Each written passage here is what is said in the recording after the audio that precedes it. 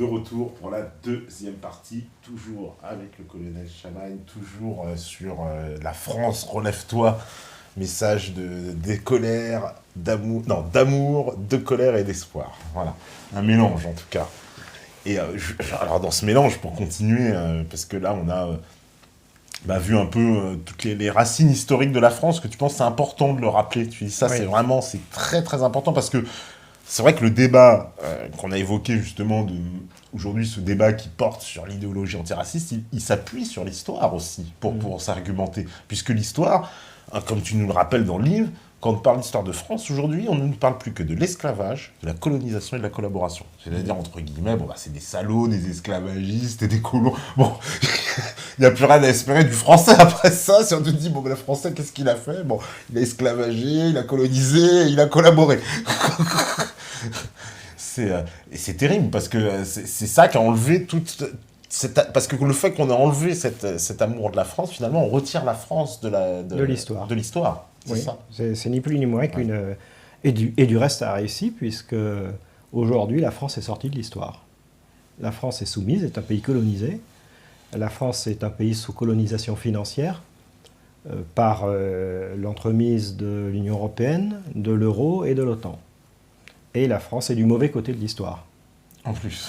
Oui, puisqu'elle est... depuis 2007, il n'y a plus de président de la République en France. Il faut bien comprendre ça. Il y a un sous-préfet de la région France pour l'empire euro-atlantiste. Donc ça risque de changer. Maintenant que Donald Trump a été élu, on verra bien ce qu'il fera. Mais aujourd'hui, la France est sortie de l'histoire. Et il s'agit de l'y remettre.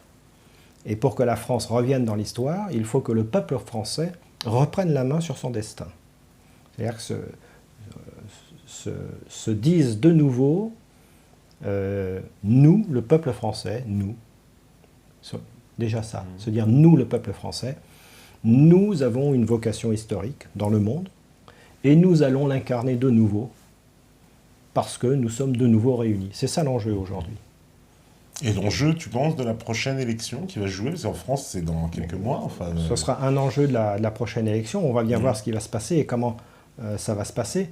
Mais oui, c'est un enjeu qui à court ou moyen terme. Il ne faudrait pas trop attendre. Parce que si dans l'élection, imaginons demain, comme les prophéties autoréalisatrices en tout cas nous le suggèrent, c'est un deuxième tour, Marine Le Pen contre le candidat de la droite. Il faut faire quoi ce jour-là? Est-ce que ça va nous rappeler ce qui s'est passé là hier soir aux États-Unis, Trump, Hillary Clinton, c'est-à-dire quelqu'un qui va porter quand même une forme d'antisystème et l'autre qui représente complètement le système? Je ne pense pas que Marine Le Pen soit une forme d'antisystème. Ouais. Elle en fait partie, le Front National fait partie du système, il a son rôle. Comme je l'écris dans mon livre, il a le rôle du mauvais messager, il fait partie du système.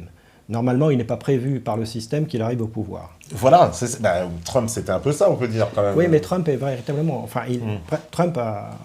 On ne sait pas, on verra les actes, encore une fois. Voilà, on verra les actes. Mais il s'est présenté comme un candidat anti-système. Ouais. Je ne pense pas que le Front National soit anti-système. Il se présente comme tel un peu quand même, comme candidat. Il se présente un peu comme ça, oui, mais bon... Surtout depuis qu'il y a Marine, encore plus, encore plus que son père, presque. Le père était complètement anti-système, ça peut-être trop. Le Front National a participé à la haine de la France. Oui, alors toi, c'est ce que tu dis dans le livre. Tu dis qu'ils ont, pour toi, en fait... Ils ont joué le rôle. Ils ont joué leur rôle dans le système. Ils se sont accaparés les symboles, le drapeau, justement. Ils se les sont accaparés, et donc, du coup, ils les ont salis. J'ai fait une séance de dédicace dans une librairie à Villefranche-sur-Saône, et une personne a vu le livre. Donc, je lui ai montré le livre. J'ai dit, vous voulez lire la 4e de couverture? Il a regardé, dans un premier temps. Et il me dit, ça fait... Je dis, Front National? Il me dit, oui. Je dis, pourquoi? Parce qu'il y a un drapeau bleu-blanc-rouge? Vous assimilez le drapeau bleu-blanc-rouge au Front National? Alors que c'est un drapeau révolutionnaire? Je dis, vous voyez, ça a bien marché, la propagande a bien fonctionné. Je dis, lisez la 4e de couverture. Et il l'a prise, il l'a lu. Bon, il n'a pas acheté le bouquin, mais au moins il l'a lu. Oui, mais c'est fou qu'en France, maintenant, on arrive au point de mettre donc un symbole de la France, c'est fasciste. Oui, c'est devenu fasciste. Oui, c'est l'inversion. C'est l'inversion. C'est l'inversion qui est propagée par la novlangue et par le système, dont, au sein duquel le Front National a son rôle à jouer.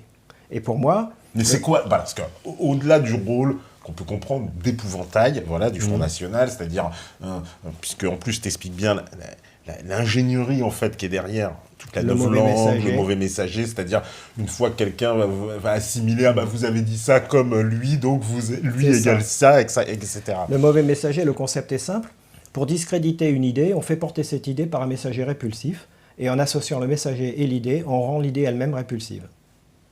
C'est simple. Et ça marche très bien. Quand le peuple grec, au début de la crise, a commencé à dire qu'il fallait que la Grèce sorte de la zone euro, on a vu émerger un parti qui jusque-là était groupusculaire, Aube dorée, qui a dit deux choses. Premièrement, nous sommes néo-nazis. Deuxièmement, nous voulons sortir de l'euro. Et du coup, la machine médiatique s'est mise en marche et a dit, bah, vous voyez, si vous voulez sortir de l'euro, c'est que vous êtes néo-nazis. Simple, mais efficace. Et le Front National a ce rôle-là. Mais est-ce que, justement, il a ce rôle, on va dire, le rôle que lui attribuent les médias, mais imaginons demain Marine Le Pen contre Juppé, allez, disons que ce soit Juppé, le grand candidat favori. Ce serait un peu comme une configuration un peu comme ça, non, de Trump contre Clinton. On pourrait dire en tout cas quelqu'un qui va représenter quand même, être anti-système. En tout cas, après, on ne sait pas ce qu'elle fera, mais en tout cas, elle se présente comme telle. Et l'autre qui représente le système dans sa quintessence. Il y a une différence, c'est que Trump est tout nouveau. Donc on ne sait pas s'il va tenir ses engagements, mais en tout cas, il était inconnu jusque-là. Le Front National, on le connaît quand même. Il existe dans le paysage politique français depuis 1983, en 4. On le connaît, donc on sait très bien qu'il n'est pas anti-système. Et Marine Le Pen peut dire ce qu'elle veut, on sait qu'elle n'est pas anti-système. Elle n'est pas dangereuse pour le système. Elle n'est pas dangereuse pour le système, voilà, non, ce serait ça. Tu penses qu'en fait, elle arriverait au pouvoir, elle ne mettrait pas en cause des fondements du système par rapport quand même à... Alors, ça dépendra aussi de la situation globale, internationale. Hein. Ça, on ne sait pas ce que sera la... On va attendre déjà de voir les premières mesures que prendra Trump une fois qu'il sera intronisé président de la République, président des États-Unis. En janvier, on va dire. Janvier, oui, c'est au cours du mois de janvier. On verra bien ce qu'il fera. Et donc ça pourra bouleverser les rapports de force et la donne géopolitique. Et du coup, comme la France aujourd'hui est dans une situation de toutou des États-Unis et de l'Allemagne, eh bien, ça va évidemment avoir des conséquences sur la politique française. Il se peut aussi, un scénario probable, serait que toute la classe politicienne française fasse un retournement de veste complet et commence à vouloir défendre la France, les intérêts de la France. Donc, c'est un peu le cas de Mélenchon, hein, parce qu'il a quand même commencé à tourner ses vestes. Hein. Il parle de 6ème République, il faut réécrire la Constitution, il faut sortir de l'OTAN, il faut machin. Bon, ça, il le disait déjà il y a 5 ans. Ouais. Pas autant, là, il est... Mais il commence à parler de sortie de l'euro. Ouais. Alors qu'il y a quelques années, il traitait de maréchalistes ceux qui voulaient sortir de l'euro. Maintenant, moi, je pense que l'année 2016, c'est un peu l'année 1942. En 1942, les gens qui avaient un minimum de jugeote et qui avaient accès à des informations autres que celles de Radio Paris ont commencé à comprendre, ont compris que l'Allemagne allait perdre la guerre. Les vrais stratèges l'avaient compris bien avant, dès le départ. De Gaulle l'avait compris tout de suite. Mais, et c'est là qu'en 1942, donc défaite de Stalingrad, opération Torche, débarquement des Alliés, enfin des Anglo-Américains en Afrique du Nord. D'ailleurs, toi, tu t'expliques que De Gaulle, il avait compris que les Alliés avaient plus d'énergie que les... Oui. Il suffit de lire son appel du 18 juin, il le dit clairement. Les mêmes forces mécaniques qui ont produit la défaite de la bataille de France produiront la victoire finale. Je pense qu'il avait fait un calcul d'énergie. Et du reste, c'est assez cohérent parce que lui, il voulait que la France ne collabore pas et il voulait rapatrier l'armée française en Afrique du Nord et continuer le combat à partir de l'Empire français, qui était grand à l'époque. Bon, malheureusement, ça ne s'est pas fait, mais son idée, c'était ça. Et je pense qu'il avait fait un calcul d'énergie en se disant l'énergie de la Grande-Bretagne et de son empire, plus l'énergie de la France, est supérieure à l'énergie que pourra développer l'Allemagne. D'autant plus que la Grande-Bretagne peut compter sur l'aide américaine. Enfin, l'aide, c'était quand même cash and carry. Cash and carry, il devait payer en or, hein, c'est ça. Ouais, c'est ça. Ouais. Mais donc, il y avait derrière toute la puissance de l'industrie américaine au service de la Grande-Bretagne. Donc, je pense qu'il avait fait ce calcul d'énergie. Et du reste, j'avais vu dans un documentaire intitulé « Des hommes d'honneur », qui est un documentaire de 4 heures très long, hein, dans lequel ils interviewent des gens qui ont refusé la défaite dès le début. Certains ne connaissaient pas l'existence du général de Gaulle, ils sont ralliés quand ils ont connu l'existence de Gaulle, mais ils interviewaient des gens et un aviateur raconte que le 14 juillet 1940, de Gaulle est allé manger à la popote des aviateurs sur une base de la Royal Air Force. Et les aviateurs français voulaient se battre et voulaient intégrer la Royal Air Force. Et De Gaulle leur a dit, à ce moment-là, donc le 14 juillet 1940, hein, la bataille d'Angleterre n'était pas encore commencée. Elle a débuté fin juillet. Le 14 juillet 1940, De Gaulle dit aux aviateurs français en Angleterre « Je préfère qu'au moment de la libération de la France, il y ait des unités de la France libre plutôt que des milliers d'aviateurs français noyés au sein de la Royal Air Force. » 14 juillet 40, il disait ça, donc il avait déjà intégré, il voyait loin. Mais pour ceux qui n'ont pas de vision stratégique, qui sont des tacticiens, l'année 42 a été l'année des grands retournements de veste. C'est l'année où Mitterrand est passé de Vichy à la Résistance. C'est l'année où Schuman a quitté le gouvernement Pétain, dont il était ministre. Bon. Et il se peut que 2016 soit un peu l'année 1942 où les gens commencent à sentir qu'ils ne sont pas du bon côté de l'histoire et qu'il faudrait peut-être retourner sa veste. Donc ouais, on a beaucoup de mouvements en fait. Oui, et pas seulement chez les hommes politiques, mais chez des analystes, voire des journalistes, ça commence à flotter un peu, quoi. On sent qu'il y a du flottement. Ils sont en train de se dire, finalement, nous ne sommes peut-être pas du bon côté de l'histoire. Et d'ailleurs, ce poids médiatique, il baisse un peu. Qu'est-ce qu'on peut dire? Parce que ça aussi, c'est un sujet que tu abordes, les médias, la façon dont ce monde, en fait, allez, on va dire la petite élite politico-médiatique, parce que vraiment, il y a une grande endogamie entre ces gens-là. Ouais. Et ce petit monde, justement, politico-médiatique, on le voit sur des grands sujets, parce que là, quand même, on va dire, on a 3 curseurs, quand même, dans la décade qui vient de se produire. Le premier, ça a été le référendum à la Constitution européenne. Oui, 2005. Voilà, on avait vu toute la machine se mettre en branle. Propagande pour nous expliquer qu'il fallait voter oui. Hein, je rappelle qu'à l'époque, vous aviez quand même Sarkozy et Hollande qui avaient fait la couverture de Paris Match l'un à côté de l'autre, hein, pour donc se dire les 2 plus grands chefs de parti français, hein, parce que Sarkozy à l'époque était secrétaire général de l'UMP et ministre, c'est malin, et ils avaient fait la couve ensemble pour nous expliquer qu'il fallait voter oui. Hein, donc c'est pas anodin quand même, quoi. Je veux dire, il y avait vraiment un consensus en tout cas politique, et pourtant les gens votaient non. Et pourtant on a vu tout le monde. Oui. Là, ça a été le premier exemple où les médias et toute la propagande n'a pas réussi. Alors que jusqu'alors, ça marchait plutôt bien. Là, ça a été un premier couac du système de la propagande médiatique. Le deuxième couac, c'est le Brexit. C'est le Brexit. Et le troisième couac, c'est Trump. On vient de le voir. C'est ça. Donc, c'est plutôt encourageant. Parce qu'aujourd'hui, les sondages le montrent, une grande majorité des Français ne font plus confiance aux médias institutionnels. Hein. Donc ça, c'est déjà très encourageant. Les gens se renseignent sur Internet, ailleurs, vont chercher des informations ailleurs, comparent, pèsent et se font leur propre opinion de plus en plus.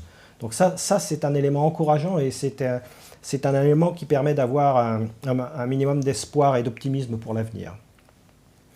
Il y a un deuxième outil de la propagande qui est les sondages. Le sondage, la fonction du sondage dans la propagande, c'est de faire croire aux plus nombreux qu'ils sont minoritaires, de façon à ce qu'ils se résignent au combat. Et là, tu nous fais une belle démonstration, d'ailleurs, voilà, dans le livre, pour savoir comment les sondages sont manipulés. Parce qu'il y a une manipulation derrière les sondages. Oui, bien sûr.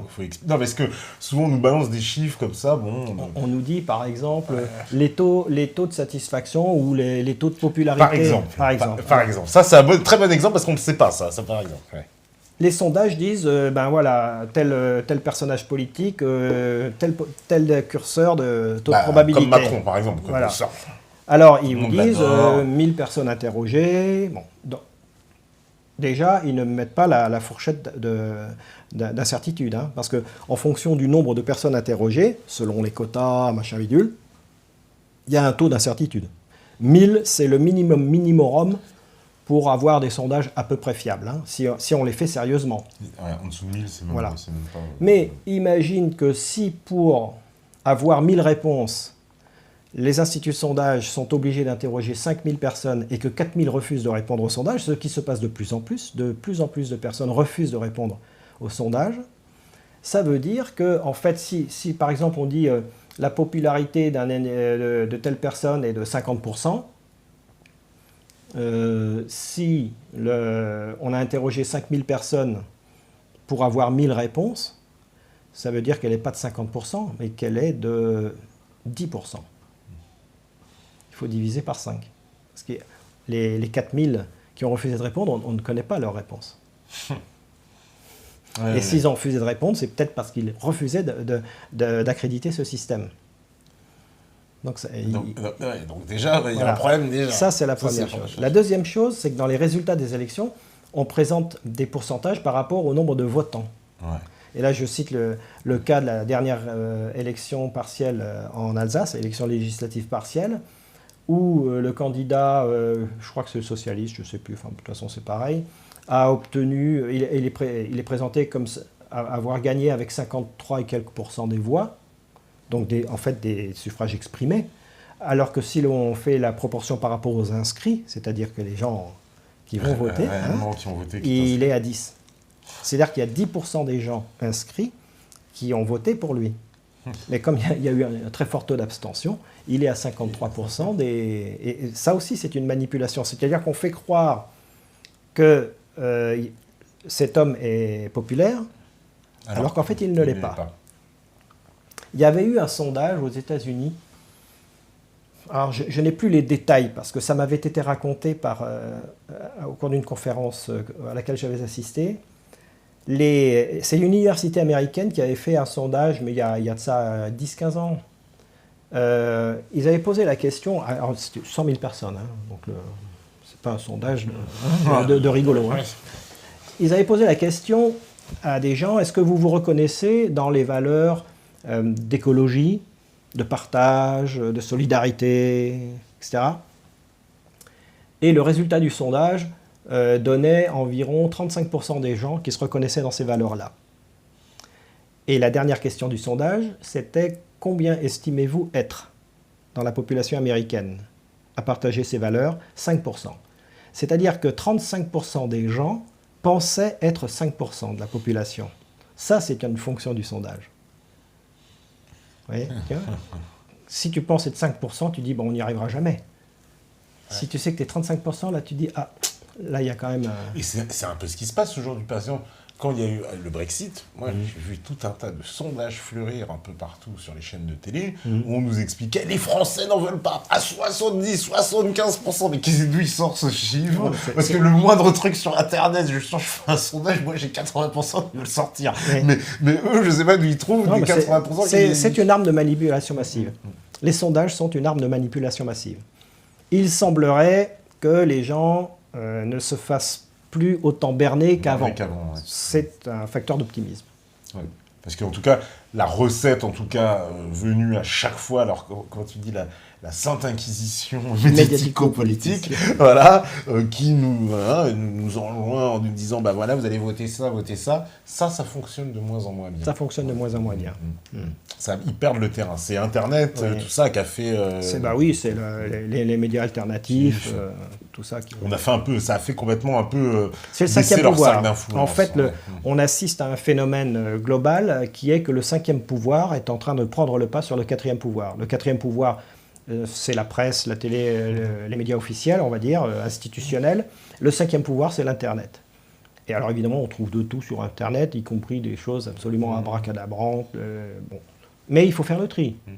D'ailleurs, toi, tu prends ça positivement parce que tu dis que ça force à vérifier et à être plus aiguisé et moins se faire avoir finalement. Exactement. Faire le tri, séparer le bon grain de l'ivraie. Et du coup, ça force à l'esprit critique, à l'analyse personnelle, à la réflexion personnelle. Et du coup, c'est un bon exercice. Ouais, parce que du coup, c'est vrai que maintenant, le réflexe, on sait quand on nous balance une info, bah, du coup, on veut aller vérifier, on va tout de suite vérifier. Et du coup, on se fait beaucoup moins avoir, en fait, quelque part. Donc ça, c'est intéressant, parce que toi, tu dis justement, bah, ce fait qu'il y ait tout, ça te force aussi à te faire un effort et peut-être ne plus être passif devant son poste comme on l'a été pendant longtemps, parce que finalement, pendant longtemps, les informations, bah, on allumait la télévision. On était complètement passif. Et voilà, on nous déversait tout ce qu'on voulait. C'était un sens unique. Aujourd'hui, ça ne l'est plus. Donc du coup, ça force à l'esprit critique. Je crois que une des choses qu'il faut développer et qui fera qu'on arrivera à sauver la France, c'est le renforcement de l'esprit critique. Malheureusement, auquel ne forme pas l'éducation nationale. Ah oui, ça... Mais bon. Et alors, il y a un autre aspect, qui aussi, puisqu'on est dans l'Union européenne, moi, il y a un truc qui... Je trouve que ça fait une belle démonstration à un moment donné quand tu expliques que... tu as pris un exemple sur l'Union européenne pour expliquer comment une décision... C'est le maïs Monsanto. Oui. Moi, je fais une conférence là-dessus. Voilà, et tu me donnes ça un exemple pour qu'on comprenne comment ça fonctionne vraiment l'Union européenne. Oui. Et là, il y a de quoi être choqué sur l'exemple. Parce que dans l'exemple, clairement, c'est quoi? C'est nous expliquer, bah, vous voyez, il y a une décision, une proposition qui a été faite, voilà, il faut libéraliser telle semence de maïs, OGM. D'accord. Les pays votent contre. Le Conseil des ministres, donc vote contre, mais il n'a pas la majorité, qualifiée. C'est-à-dire, c'est 73%, quelque chose comme ça. 73,9%. À l'époque, c'était ça. Maintenant, le critère de la majorité qualifiée a changé.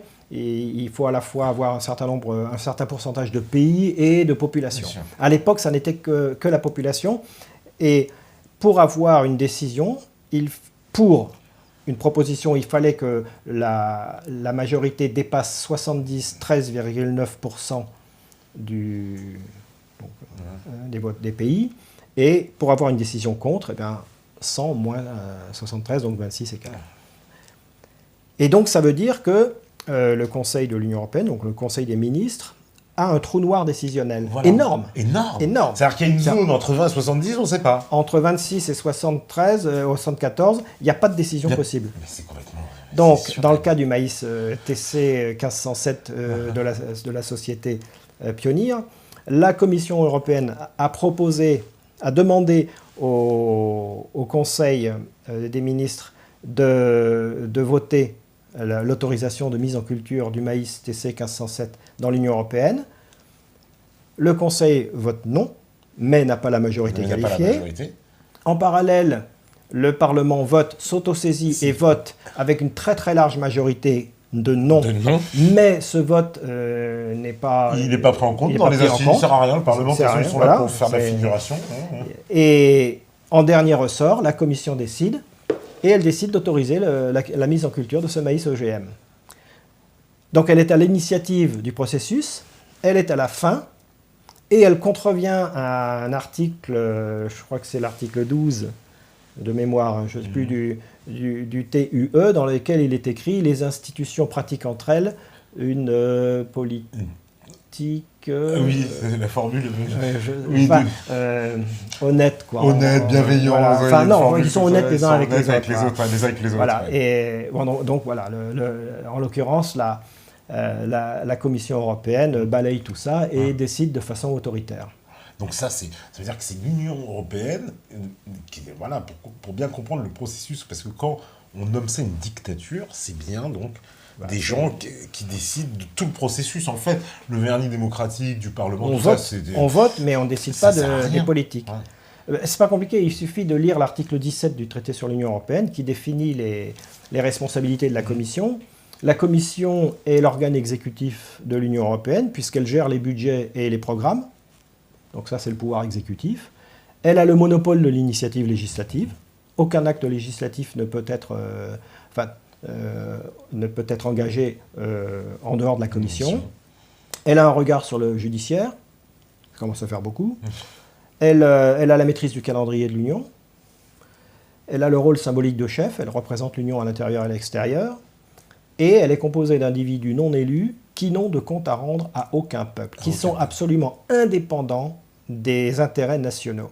Ils ne sont certainement pas indépendants des intérêts financiers et des lobbies industriels. On a vu où avait fini M. Barroso. Voilà. Après, on nous accuse de complotisme, mais bon. Donc ça s'appelle un dictateur. Ouais. La Commission européenne est le dictateur institutionnel de l'Union européenne, même si dans les faits c'est un peu plus compliqué parce qu'il y a quand même une possibilité de destituer la Commission. La Commission, le Parlement, alors c'est ce qui s'était passé avec l'époque Santer, qui avait sauté. Et donc, du coup, la Commission a la trouille de se faire destituer, elle ménage un peu les chefs d'État. Voilà. C'est peut-être pour ça qu'ils ont mis à la tête de la Commission un ancien chef d'État. Juncker, qui était Premier ministre du Luxembourg. Voilà. Accessoirement. Ouais. Donc c'est un peu...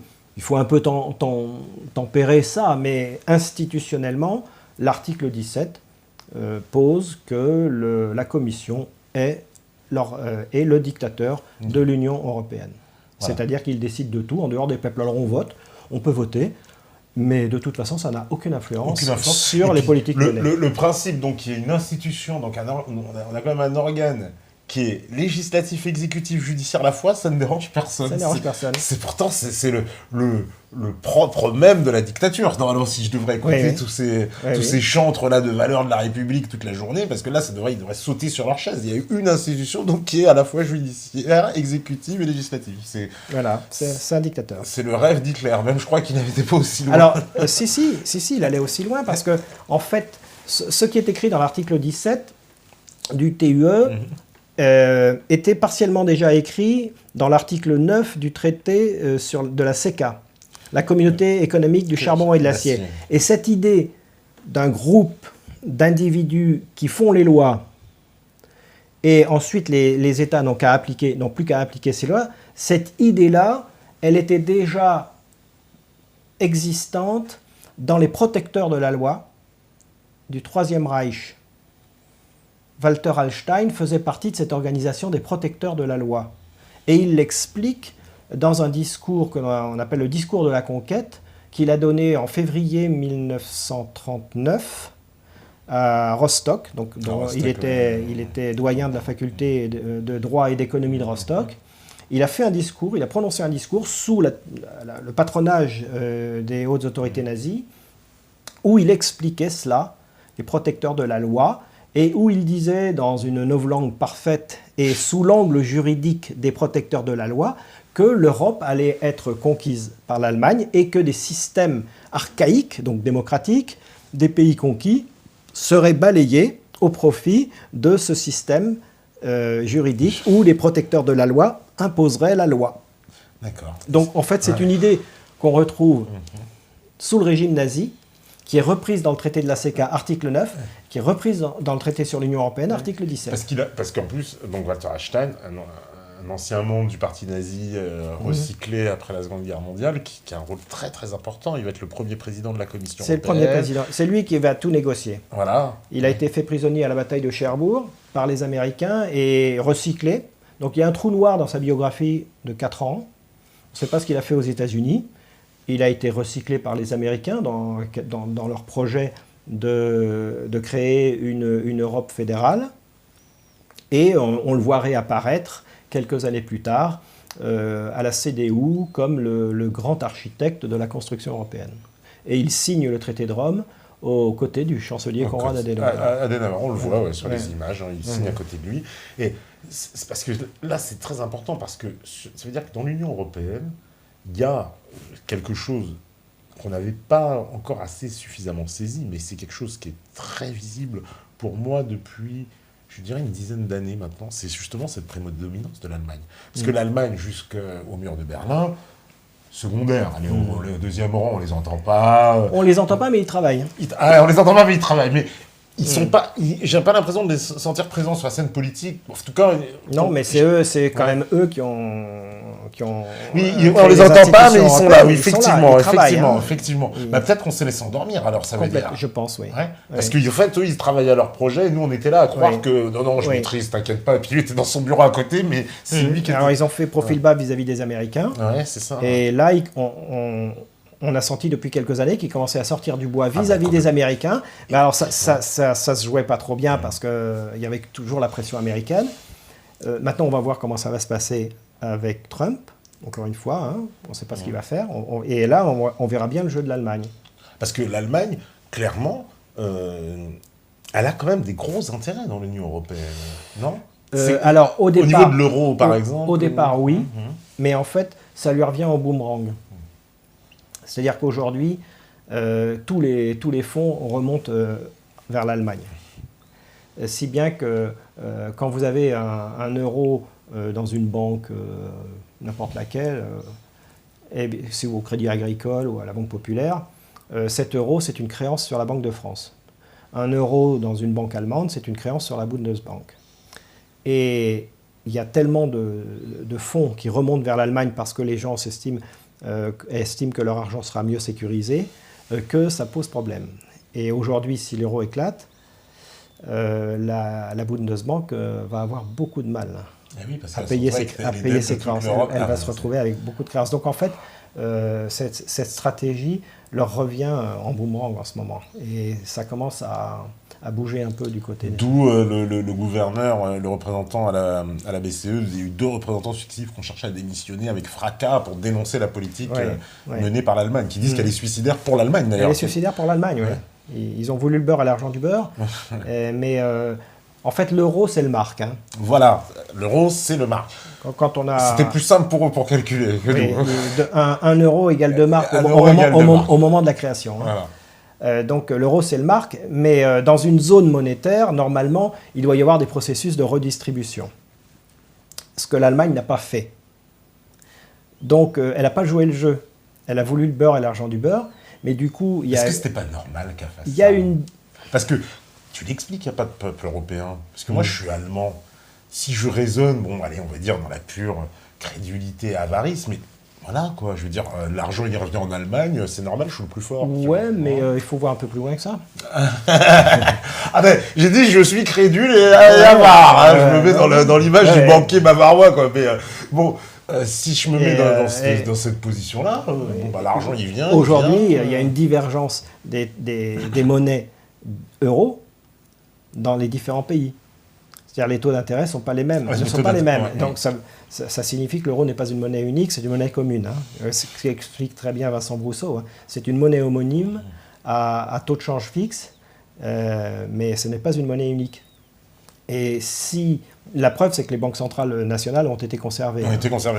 Et voilà, si c'était une monnaie commune, les taux d'intérêt seraient les mêmes partout, dans toute la zone euro. Si c'était une monnaie unique, je veux dire. Les taux d'intérêt seraient les mêmes dans toute la zone euro, il n'y a pas de raison. Pourquoi les taux d'intérêt sont différents ? Parce que les gens spéculent sur la chute sur le moment où l'euro se cassera la figure. C'est tout simplement ça. La différence des taux d'intérêt est liée à la spéculation. Et donc à la spéculation sur la fin de l'euro. Et ça ne date pas d'aujourd'hui. Oui, ça ne date pas d'aujourd'hui. Certains nous prédisent, c'est vrai, depuis longtemps, justement, que ce système ne pourra pas continuer, qu'on ira dans le mur. Clairement, la fin de l'euro, ça sonnerait le glas de l'Union européenne. C'est pas moi qui le dis, c'est tous les dirigeants européens. C'est pour ça que je dis ça, parce que beaucoup de dirigeants, en fait, nous, comme d'habitude, en fait, ils aiment bien nous amener la peur, la menace dès qu'il s'agit de ces sujets-là. Ils nous disent attention, si vous sortez de l'euro, vous allez casser l'Union européenne. Ça, ils nous disent tous les pays de l'Union européenne ne sont pas dans la zone euro, tout d'abord. Donc pourquoi disent-ils ça ? Qu'il y en ait un de plus, un de moins dans la zone euro. Bon. Bon. Non, je pense qu'ils ont raison quand même, parce que d'un point de vue symbolique, ça tiendrait pas. Et de toute façon, je pense que déjà le Brexit... Déjà le Brexit, c'est comment on voit le premier coup de semonce. C'est le premier coup, c'est la chute du mur de Berlin, ouais. Le Brexit. Voilà, on m'a dit en maçonnerie, tu sais, quand tu commences à mettre un coup, après, si tu remets un autre coup, t'effondres un mur. C'est ça. Donc c'est un peu ça, c'est le Brexit, ça pourrait être la première pierre enlevée du mur, et un deuxième coup, et tout pourrait exploser. L'euro, en tout cas, c'est sûr, parce que du jour au lendemain, si on nous dit l'euro, c'est fini, je veux dire... Juncker, il peut faire des valises aussi, puis on ferme tout, parce que ça tiendra pas, c'est sûr, ça tiendra pas. C'est quand même étroitement lié, quand même. Oui, c'était un verrou supplémentaire, l'euro. Et parce que l'euro, essentiel, parce que beaucoup de gens pensent que si on sort de l'euro, ça c'est une espèce de mythe aussi qui a été répandu par les médias, comme quoi ce serait l'effondrement économique immédiat. Alors on a eu la preuve, Dieu merci, du Brexit, mais on va nous dire, attention, ils sont pas dans l'euro. C'est vrai. C'est complètement faux. Le conseiller économique d'Alain Juppé a écrit dans son livre que si nous sortions de l'euro, la dette française exploserait. Alors il est soit incompétent, soit menteur. Parce qu'en vertu du principe juridique lex monetae, ah oui, tu l'expliques très bien. Ça. Les dettes seront libellées dans le pays où elles ont été contractées. Or, 97% de la dette publique française a été écrite en contrat de droit français. Ça veut dire que quand l'euro disparaîtra et que nous retrouverons le franc, il suffira de changer euro par franc dans le montant de la dette. Un point, c'est tout. Un point, c'est tout. Donc, quand tu dis on a une dette de 2 milliards, d'euros, ce sera 2 milliards de francs. Voilà. Et puis, il faudra la renégocier aussi. Hein. Il faudra un peu virer toute la dette illégitime. Hein. Oui, parce que toi, tu penses qu'il faut faire un audit de cette dette. Il faut faire un audit de la dette. Il faudra ne pas rembourser la part illégitime de la dette. Il faudra séparer les banques de dépôt des banques d'investissement. Le fameux Glass-Steagall Act qu'il faut... Et il faudra interdire aux banques privées de créer de l'argent, de créer de la monnaie. C'est-à-dire que la création monétaire devra redevenir un pouvoir régalien. Tu t'expliques aussi que les services publics, ça t'insiste dessus, il faut que ça revienne à l'État. Parce que, et là, c'est vrai aussi, c'est des choses que certainement, les moins de 20 ans ne peuvent pas connaître, mais tout ce qui a été récemment privatisé appartenait à l'État, et c'est l'État qui a engagé les grands projets industriels et les grands projets de services publics qu'on a vendus pour une bouchée de pain. C'est ça, oui. Donc ça, il faudra renationaliser tout ça. Ouais. Les services publics, je reviens à la France. Les services publics sont un outil puissant de cohésion. Compte tenu de l'immense diversité anthropologique du peuple français, les services publics sont un outil puissant de cohésion dans la mesure où ils offrent la même chose, les mêmes services au même prix à tout citoyen sur le territoire de la République. C'est ça l'idée du service public. Les premiers services publics datent de Saint-Louis, les établissements pour le commun profit. Et ce n'est pas anecdotique, les services publics en France. Les journalistes collabos vous disent « Oui, le service public, ça fait rigoler tout le monde, à la française. » En France, si on s'attaque au service public, on s'attaque à la France. C'est un puissant outil de cohésion. Et puis en plus, pour le moment, ceux qui ont connu les services publics, il faut dire quelque chose, c'est qu'on avait quand même des services de qualité, et que depuis qu'on a privatisé, on a vu les prix augmenter, terrible, l'électricité, le gaz... C'est un scandale, c'est une honte. Les autoroutes, on engraisse. Les autoroutes, ça... c'est pas compliqué. Quand on privatise des infrastructures, on n'est pas dans le domaine de la concurrence. Les infrastructures, elles existent. On ne va pas mettre en concurrence l'autoroute Paris-Marseille avec une autre autoroute. Il n'y en a qu'une. Donc, on n'est pas dans le système de la concurrence. On est dans l'octroi de privilèges aux copains et aux coquins. T'attends que c'est De Vinci qui avait racheté en plus, Majority. C'est une opération mafieuse, la privatisation des services publics. C'est une opération mafieuse. Les autoroutes ont été payées par les Français. D'ailleurs, tu l'expliques très bien. Alors ça aussi, pour qu'on comprenne, les autoroutes, ils ont été payés avec des emprunts d'État, tout était remboursé, donc normalement, en fait, ça aurait dû baisser. Oui. Quand on payait à l'époque 100 francs pour un trajet d'autoroute, à l'époque où l'emprunt était en cours de remboursement, on payait, on va dire 50-50, je ne connais pas exactement les trucs, mais on va dire 50-50. 50 francs allaient au remboursement de l'emprunt et 50 francs allaient à l'entretien de l'autoroute.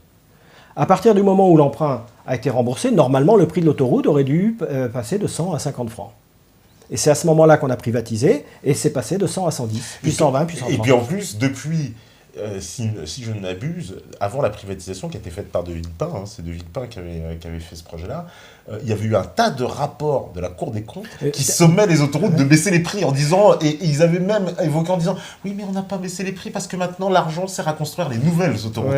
On leur avait même dit, mais ça c'était pas dans le contrat de départ, ça. Mais c'était bien avant De Villepin, Balladur a été le premier. Ça a commencé sous Balladur, ensuite Jospin. Ensuite, tous les d'accord, ils sont allés petit à petit. Raffarin, ils ont tous privatisé. D'accord. C'est une opération mafieuse. Oui, parce qu'il y a véritablement mafieuse. Il n'y a aucun intérêt. Comme en France, les gens, d'ailleurs EDF, c'est la meilleure preuve parce qu'il y a eu l'ouverture du marché électricité.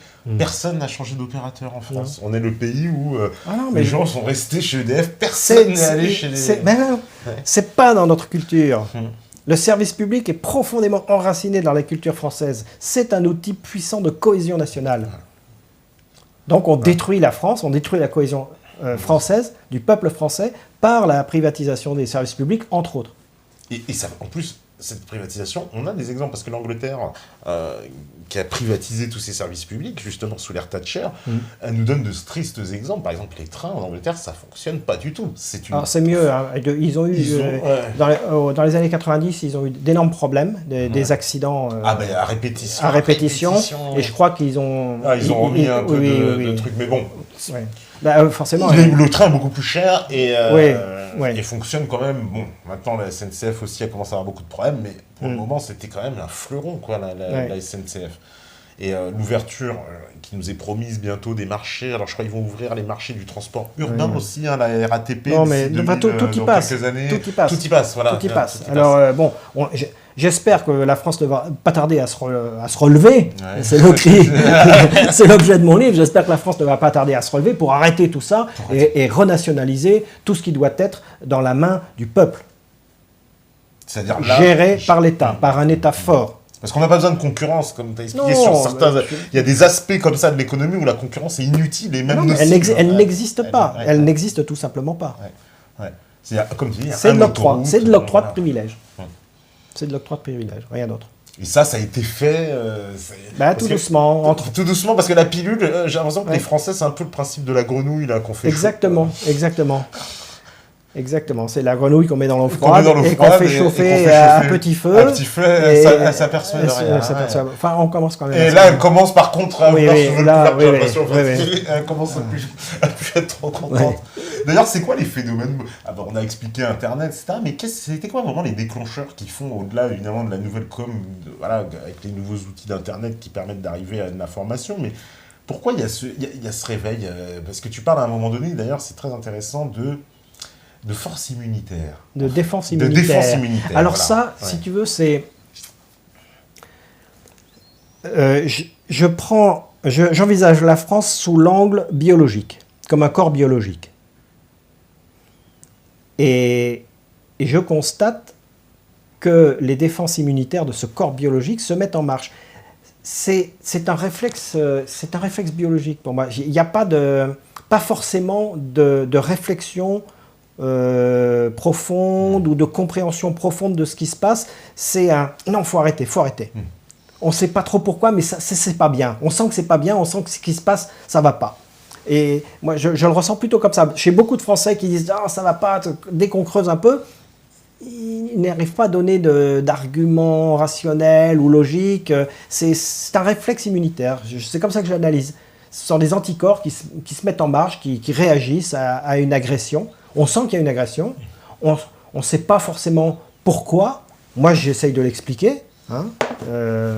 Et j'espère que quand les gens le liront, eh bien, ils comprendront. Donc, ils mettront des mots derrière les mots MAUX qu'ils subissent. Mais voilà, on ne sait pas trop pourquoi, mais on sent que c'est pas bien et donc on réagit. Dans le désordre, pour l'instant. Parce que ce réflexe-là, justement, de défense immunitaire, on observe qu'il est aussi en cours dans tous les pays européens. Il y a le même principe, le même phénomène. On va attendre les élections en Italie bientôt. Il y a le même phénomène. Il y a le même phénomène.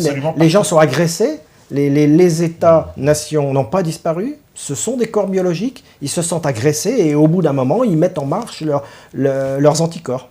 Ouais. Parce qu'en plus, la France, c'est un des plus vieux États-nations dans toute cette oui, Europe. oui. Donc, c'est très symbolique si la France, on l'a détruit. Parce que, je veux dire, si la France, on l'a détruit, les autres, ils vont être plus que balayés. Je veux dire, si la France est détruite, j'ai presque envie de dire, personne ne pourra survivre en tant qu'État-nation en Europe, à part ceux qui vont être très concentrés, très forts, peut-être à l'Est, justement, qu'on parlait. Oui, l'Angleterre. Déjà l'Angleterre, puis à l'Est. Oui, et puis la France est forte symboliquement. Je le disais tout à l'heure, la France est une construction symbolique, c'est pas une construction ethnique, c'est une construction symbolique. Et donc, elle est forte symboliquement. En revanche, elle est quand même fragile par sa diversité.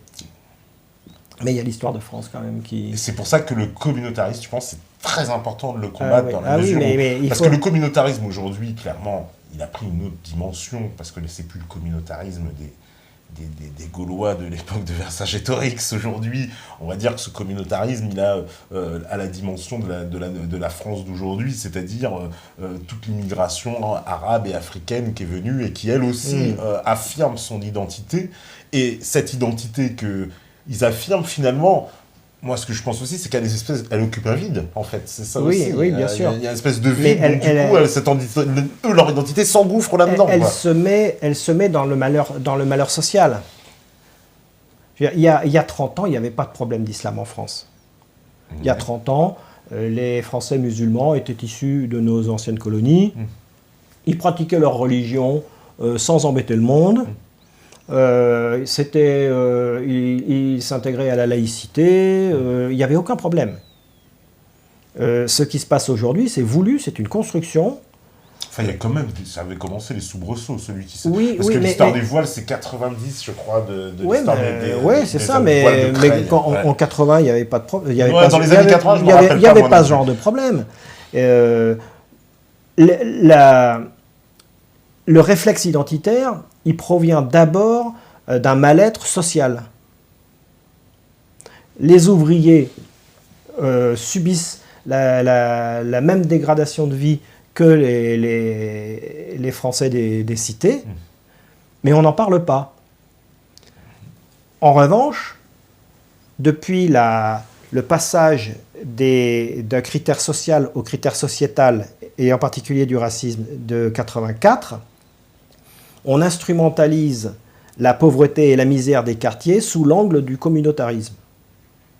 Et depuis Sarkozy, on a donné les clés de l'islam au salafisme, ce qui est encore pire. Donc aujourd'hui, le problème, entre guillemets, de l'islam en France, c'est une question géopolitique, avant d'être une question religieuse.